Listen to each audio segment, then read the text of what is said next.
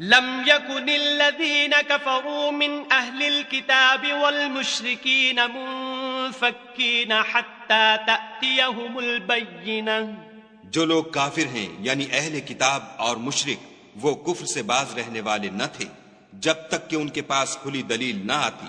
رسول من اللہ یتلو صحفا مطہرہ، یعنی خدا کے پیغمبر جو پاک اوراق پڑھتے ہیں، فیہا کتب قیمہ، جن میں مستحکم آیتیں لکھی ہوئی ہیں. وما تفرق الذین اوتوا الکتاب الا من بعد ما جاءتهم البینہ، اور اہل کتاب جو متفرق و مختلف ہوئے ہیں تو دلیل واضح کے آنے کے بعد ہوئے ہیں.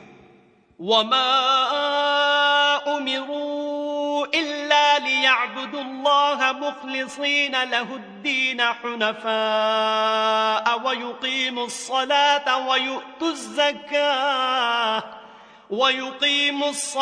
ويؤتوا الزكاة وذلك دين القيمة. اور ان کو حکم تو یہی ہوا تھا کہ اخلاص عمل کے ساتھ خدا کی عبادت کریں اور ایک سو ہو کر، اور نماز پڑھیں اور زکوٰۃ دیں، اور یہی سچا دین ہے.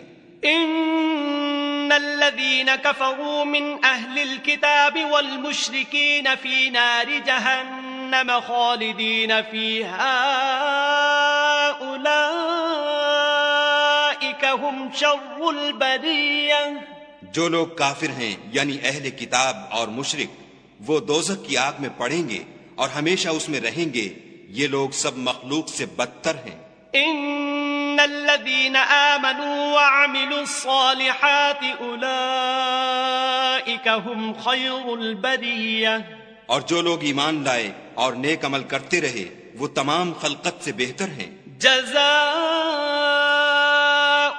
عند ربهم جنات عدن تجري من تحتها الأنهار خالدين فيها أبدا رضي الله عنهم ورضوا عنه ذلك لمن خشي ربه. ان کا صلہ ان کے پروردگار کے ہاں ہمیشہ رہنے کے باغ ہیں جن کے نیچے نہریں بہ رہی ہیں، ابد الآباد ان میں رہیں گے. خدا ان سے خوش اور وہ اس سے خوش. یہ صلہ اس کے لیے ہے جو اپنے پروردگار سے ڈرتا ہے.